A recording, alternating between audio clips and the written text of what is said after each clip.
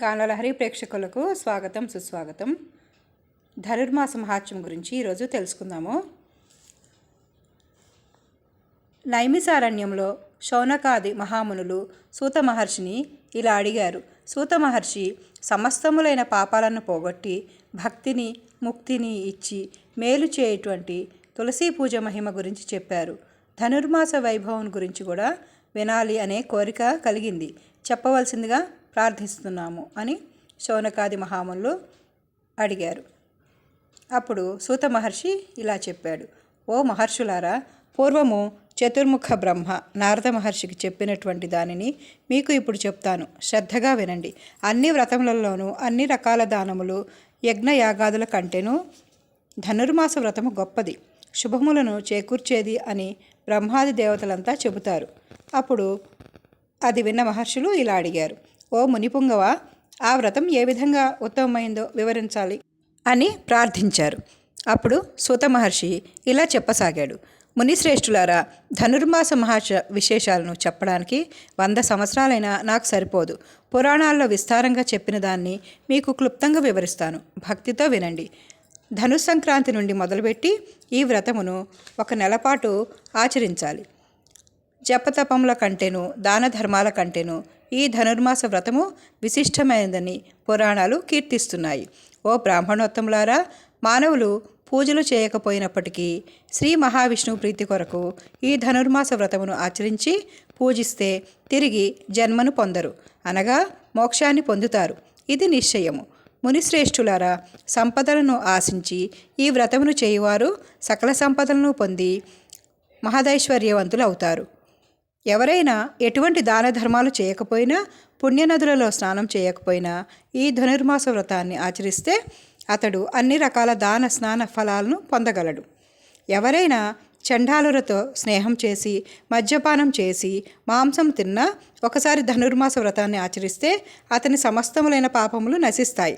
భోజనం చేసే ముందు అవపోసను పట్టనివాడు, తినకూడని ఆహారాన్ని తినినవాడు, మద్యమును సేవించినవాడు, వేశ్యలు భ్రష్టులు పెట్టే ఆహారాన్ని తిన్నవాడు ధనుర్మాస పూజ చేసినట్లయితే ఆ పాపముల నుండి విముక్తులవుతారు. సూర్యుని ఇతర దేవతలను పూజించకపోయినా ధనుర్మాస వ్రతమును ఆచరిస్తే ఆ మానవుడు అన్ని పాపముల నుండి విముక్తుడై విష్ణు సాయుధ్యాన్ని పొందుతాడు. ఎవడైనా తన సోదరిని, గురుపత్నిని, రజస్వల అయిన ఆడపిల్లను, సోదరుని భార్యను, స్నేహితుని భార్యను, కళ్ళు త్రాగిన వాణ్ణి, పరస్త్రీని, తక్కువ కులంలో పుట్టిన స్త్రీని, వితంతువును కామంతో పొందినట్లయితే అటువంటి వాడు పోయే అధోలోకానికి ధనుర్మాస వ్రతం చేయని వాడు పోతాడు.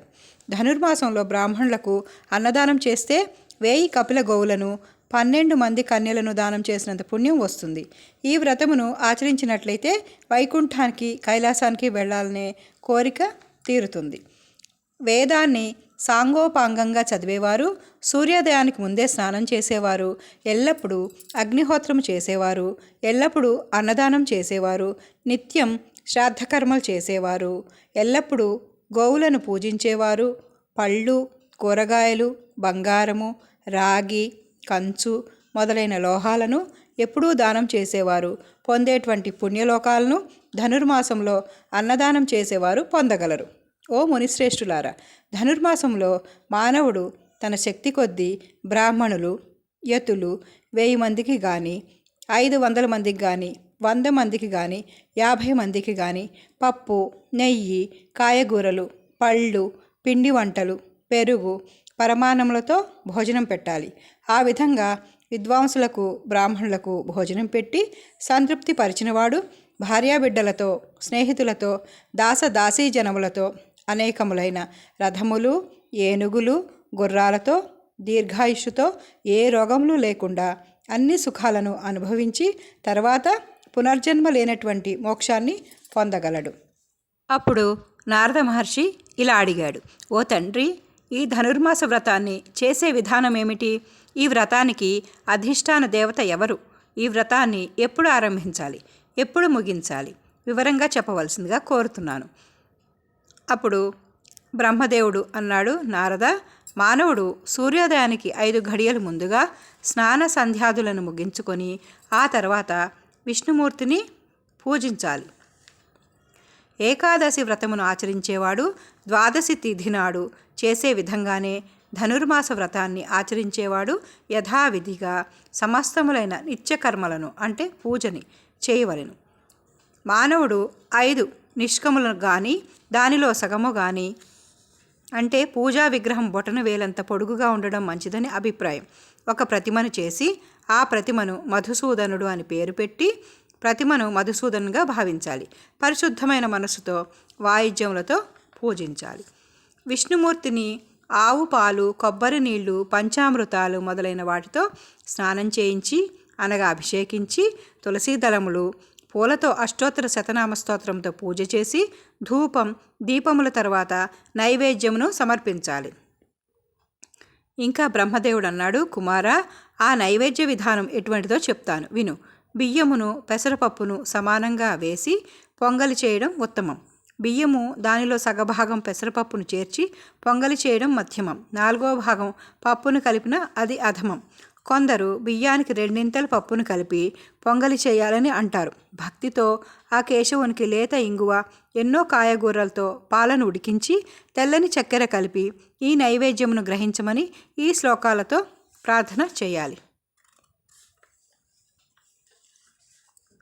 ఇతి దత్వాచ నైవేద్యం తాంబూలం సుమనోహరం హిరణ్యగర్భమంత్రేణ దక్షిణాంచ నివేదయత్ నీరాజనేన వైదేవం పుష్పాంజలి విధానతః ప్రదక్షిణక్రమేణైవ నమస్కారేణ వై తతః ప్రత్యహం పూజయేద్దేవ మేవం పూజా విధానతః అర్ధమాసమిదం వత్స ముద్గాన్నం విష్ణవేర్చయేత్ ఉషః పూజాం ధనుర్మాసే యోస కుర్వీత మందధీః సప్తజన్మసురిక్తస్యాత్త దంతే నరకం ధ్రువం కోదండస్థే సవితరి మాసం ద్విదళశోభితం నైవేద్యం యోర్పయేత్తస్మై తస్య పుణ్యఫలం శృణు సహస్రవార్షికీ పూజా దినేనైకేన లభ్యతే.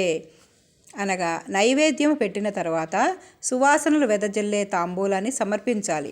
హిరణ్య గర్భ మంత్రాలతో దక్షిణను సమర్పించాలి. ఆ తర్వాత కర్పూరహారతి, మంత్రపుష్పము, ప్రదక్షిణ నమస్కారాలు చేయాలి. ఈ విధంగా ప్రతిరోజు విష్ణుమూర్తికి పూజ చేయాలి. నెలలో మొదటి సగం అనగా 15 రోజులు పెసరపప్పు అన్నం అనగా పొంగలిని నైవేద్యముగా సమర్పించాలి. మిగిలిన సగం నెల పెరుగుతో కలిపిన పెసరపప్పు అన్నమును అనగా దద్దోజనమును నైవేద్యముగా సమర్పించాలి. ఈ విధంగా ప్రాతకాలంలో అంటే ఉదయానికి ముందుగానే లేచి ఈ ధనుర్మాస వ్రతాన్ని ఆచరించకపోతే అతడు 7 జన్మలు నరకదారిద్ర్యాన్ని అనుభవించగలడు. ఎవరైనా ధనుర్మాసంలో దేవదేవుడైన ఆ విష్ణుమూర్తికి ఒక్కరోజు నైవేద్యం పెట్టినా అతడు 100 ఏండ్లు పూజ చేసిన ఫలాన్ని పొందగలరు. యాలకులు, మిరియాలు, ఇంగువ మొదలైన వాటితో కలిపిన పెరుగన్నమును, పెసరపప్పు అన్నమును సగము నెల నైవేద్యం పెట్టినచో అతడు సామ్రాజ్యంను పొందడం తథ్యం. తెలతెలవారుతుండగా పూజ చేయడం ఉత్తమం. నక్షత్రాలు కనబడకపోయిన తర్వాత చేయడం మధ్యమం. సూర్యోదయం తర్వాత పూజ చేయడం అధమం అని తెలుసుకోనారదా అని బ్రహ్మదేవుడు అన్నాడు. బ్రాహ్మణులకు సూర్యోదయమునకు ముందు భోజనం పెట్టడం ఉత్తమం. దానికి 2 ముహూర్తముల తర్వాత మధ్యమం, 3 ముహూర్తముల తర్వాత అధమం. ధనుర్మాసంలో సూర్యోదయానికి ముందే పప్పు, భక్ష్యములతో కూడిన పెరుగుతోనూ పరమాన్నంతోనూ మనోహరమైన భోజనమును ఒక బ్రాహ్మణునికి పెట్టువానికి కేశ, ధనుష్కోటి, త్రివేణి సంగములలో 100 బ్రాహ్మణులకు భోజనం పెట్టినంత ఫలం దక్కుతుంది. బ్రాహ్మణ, చలికి బాధపడే బ్రాహ్మణునికి అగ్ని ప్రజ్వలింపజేసి కప్పుకోవడానికి కంబళ్ళు, కట్టుకొనడానికి వస్త్రాలు ఇచ్చేవారు అగ్నిదాన ఫలాన్ని పొంది ఇహపర సుఖాలను పొందగలరు. ధనుర్మాసంలో ఈ సూర్యోదయపు పూజ చేసేవాని పుణ్యమును లెక్కించగలవారు ముల్లోకాలలో ఎవ్వరూ లేరు. అనేక వేల జన్మల్లో చేసిన పుణ్య ఫలితంగానే ధనుర్మాస పూజాఫలం లభిస్తుంది. అంటే ధనుర్మాస పూజ చేసే అదృష్టం లభిస్తుంది. ఈ దేవపూజను చేసేవారి అన్ని కోరికలు నెరవేరుతాయి. సమస్త దరిద్రములు నాశనం అవుతాయి. సమస్త సంపదలు కలిగి కుమారులు, మనుమలతో సుఖ సంతోషాలను అనుభవిస్తారనడంలో ఎలాంటి సందేహము లేదు. ప్రతి సంవత్సరము ధనుర్మాస పూజ చేయువాడు పుణ్యాత్ముడై సంపన్నుడు కాగలడు. ఇది తథ్యము. ధనుర్మాస మహత్యమును శ్రద్ధాభక్తులతో వినువారికి, మహావిష్ణువు కథలను వినువారికి భయ రోగములు ఉండవు. అజ్ఞానమనే చీకటిలో మ్రగ్గువానికి ధనుర్మాసము దీపం వంటిది. భవరోగములతో సంసార బంధాలతో కొట్టుమిట్టాడేవానికి ధనుర్మాస వ్రతం పరమౌషధము. మహాపాపములనే కొండలను పిండి చేసే వజ్రాయుధం ఈ ధనుర్మాస వ్రతం. ఎల్లప్పుడూ శ్రీ మహావిష్ణువు కథలను వినడం ఈ భూలోకములో అత్యంత పవిత్రమైంది. అటువంటి వారిని వైష్ణవులని అంటారు. వైష్ణవులు అనగా విష్ణుమూర్తిని పూజ చేసేవారు అని అర్థం, అనగా విష్ణు భక్తులు. ఆ విష్ణు భక్తుల పాదధూళి సర్వపుణ్యతీర్థములతో సమానం. ధనుర్మాసంలో హరికథలు వింటే మోక్షము లభించగలదు. ఈ విధముగా హరికథలను వినుటకు అనారోగ్య కారణంగా వీలు కాకపోతే రోజులో ఒక్క ముహూర్త కాలమైన హరికథలను వినాలి. అందుకు కూడా శక్తి లేకపోయినట్లయితే దశమి, ద్వాదశి రోజులలో కానీ, అష్టమి, పౌర్ణమి మొదలైన పుణ్యదినములలో కానీ దైవభక్తితో హరికథలను వినాలి. నారద, ఈ విధంగా హరికథలను వినివారికి సంసార బాధలు కలుగవు. ధనుర్మాస వ్రతాన్ని ఆచరించని వారు 10 జన్మలలో చండాల యోనిలో జన్మిస్తారు. ధనుర్మాస వ్రతాన్ని ఒక్కమారు ఆచరిస్తే అన్ని యజ్ఞములు, దానాలు చేసిన ఫలితం దక్కుతుంది. మోహంతో గుడ్డివారై ఎంతో ఉత్తమమైన ఈ ధనుర్మాస వ్రతాన్ని చేయని వారి తల్లిదండ్రుల వైపు 120 తరముల వరకు 300 కలియుగములు మహాఘోర నరకములచే బాధింపబడతారు. ఆరోగ్యం బాగున్నా చలికి భయపడి ఈ ధనుర్మాస వ్రతాన్ని ఆచరించని వారు క్రిమికీటకాదులుగా జన్మిస్తారు. ఈ వ్రతమును ఎవరైనా నిందిస్తే అతడు యమదూతలచే పీడింపబడు నరక బాధలను పొందుతాడు. 100 కల్పములకైనా ఆ బాధలను అనుభవిస్తాడు. మహర్షులారా, ఈ ధనుర్మాస వ్రతము గురించి ఇతిహాస పురాణాలలో చెప్పబడి ఉంది. ఈ వ్రతమునకు సమానమైనది ఏదిన్ని వేదములలో, పురాణములలో చెప్పబడి లేదు. ఈ ధనుర్మాసమును ఆచరించిన వాని పాపములన్నీ తొలగిపోతాయి. కుమారా, ఈ ధనుర్మాస వ్రతమును ఎటువంటి లోభము లేకుండా 1 నెల రోజులు చేయాలి. కుదరకపోతే సగం నెల, అది సాధ్యం కాకపోతే 6 రోజులు లేక 4 రోజులు, లేకపోతే చివరకు 1 రోజైనా చేయాలి. ఆ విధంగా ఈ వ్రతాన్ని ఆచరించకపోతే 100 కల్పములు నరక బాధలు పడి, అనేకములైన ఇతర బాధలు పడి, పంది వంటి జన్మలు ఎత్తి ఎప్పటికీ నరక బాధలు అనుభవిస్తూనే ఉంటాడు. రోగులు, ముసలివారు, స్త్రీలు, శూద్రులు ఈ ధనుర్మాస వ్రతాన్ని ఆచరించడానికి శక్తి లేని వారైతే ఇతరుల చేత ఈ వ్రతాన్ని చేయించి వారితో కలిసి భోజనం చేస్తే వారి పాపాలన్నీ నిప్పులో కాలిన దూదిలాగా క్షణంలో నశించిపోతాయి.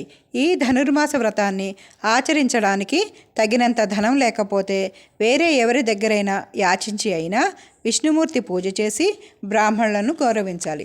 ధనుర్మాస పూజ కోసం యాచించి పూజ చేయకపోతే ఆ లోభికి బ్రహ్మహత్యా పాతకం తగులుతుంది. ధనవంతుడైన దరిద్రునిలాగా ధనుర్మాస పూజ కోసం ఇతరులను యాచిస్తే అతనిని స్వర్ణస్థేయి అనే మహాపాపాత్మునిగా పిలుస్తారు. శక్తిహీనుడైనప్పటికీ ఇతరులను యాచించి ఈ వ్రతాన్ని ఆచరించేవాడు ధనుర్మాస ఫలంలో 4వ వంతును పొంది ఆ వ్రత మహాత్మ్యము చేత అతని పాపాలన్నీ తొలగిపోయి అతని పుణ్యము శుక్లపక్ష చంద్రునిలాగా దినదిన ప్రవర్ధమానం అవుతుంది. సముద్రంలో రత్నములు వృద్ధి చెందిన విధంగా అతని సంపదలు వృద్ధి చెందుతాయి. ధనుర్మాస పూజలో దీపదానము చాలా ప్రశస్తమైనది. పరమాత్మకు ఆవునేతితో కానీ, అధమం నువ్వుల నూనెతో కానీ, నెల రోజులు లేక సగం నెల లేక 10 రోజులు అఖండ దీపాన్ని వెలిగించువాడు అన్ని రోగాలు ఉపశమించి అన్ని రకాల పుణ్యఫలాలను పొంది జ్ఞానమును, సౌభాగ్యమును పొందును. ఈ ధనుర్మాస వ్రతములో ప్రతిరోజు తులసి పూజ చేయాలి. వ్రత సంపూర్తి నాడు మధుసూదన, దేవేశ, ధనుర్మాస ఫలప్రద, నా కోరికలన్నీ తీర్చు అని నమస్కరించాలి. ఓ మునిశ్రేష్ఠులారా, ఈ ధనుర్మాసంలో ప్రతిరోజు షోడశోపచారములతో తులసి పూజను చేయాలి. అటువంటి వాడు అన్ని పాపాల నుండి విముక్తుడై విష్ణు సాయుధ్యమును పొందును. ఓ మునులారా, ధనుర్మాసంలో తులసి పూజ చాలా ప్రశస్తమైనది. గోవునకు శాస్త్రోక్తంగా పూజ చేసి పచ్చిక మొదలైన వాటిని పెడితే సమస్త దేవతలకు పృష్టాన్న భోజనం పెట్టిన ఫలితం కలుగుతుంది. ఆవుకు ప్రదక్షిణ చేస్తే భూలోక ప్రదక్షిణ చేసిన ఫలితం దక్కుతుంది. అన్ని రకాల యజ్ఞయాగాదులు చేసిన ఫలితం, అన్ని పుణ్యతీర్థాలను సేవించిన ఫలితం దక్కుతుంది. ఈ నెలలో విష్ణు పురాణాన్ని ఒక్కమారు వినువాడు కలియుగ దోషాలన్నింటినీ పోగొట్టుకొని దుర్బలమైన బాధల నుండి విముక్తి పొందుతాడు. ఈ కలియుగంలో మానవులు అల్పాయుష్కులు, దుర్బలులు, ఎన్నో రకములైన శ్రమల చేత బాధపడు వారును అయ్యి ధర్మాన్ని ఆచారాలను వదిలివేసి ఉంటారు. అటువంటి వారికి మేలు చేయడం కొరకే ఆ లక్ష్మీపతి ఎంతో మహిమగల ఈ ధనుర్మాస వ్రతాన్ని కల్పించాడు. ఏకాదశి నాడు అమృతమును అంటే పెసరపప్పు అన్నము, పరమాన్నము, దద్దోజనము ఇవి 3 విష్ణుమూర్తికి నైవేద్యంగా సమర్పించి ఆ ప్రసాదాన్ని స్వీకరించిన వారు వారి వంశమంతయు ముసలితనము చావులేని వారవుతారు. లోకంలోని గురువులందరిలోకి పౌరాణికుడు ఉత్తముడు. అటువంటి గురుపూజ వలన మానవుడు పునర్జన్మ లేని మోక్షాన్ని పొందగలడు. అందుచేత గంధ పుష్ప అక్షితలతో వ్యాసపూజ చేయవలను. వ్యాసపూజ చేయకుంటే ధనుర్మాస ఫలము దక్కదు, జన్మజన్మలకు దుఃఖములను పొందును. ఓ మునీశ్వరులారా, ధనుర్మాస పూజ చేసి ఈ ధనుర్మాస మహాత్మ్యమును విన్నవారును ఇతరులకు చెప్పినవారును ఇహలోక సౌఖ్యాలన్నింటినీ అనుభవించి చివరి దశలో సాయుధ్య ముక్తిని పొందగలరు. అథర్వణ రహస్యంలోని కపింజల సంహిత యందలి బ్రహ్మ నారద సంవాద రూపకమైన 36వ అధ్యాయం నందలి ధనుర్మాస మహాత్మ్యము సంపూర్ణము. సర్వే జన సుఖినో భవంతు.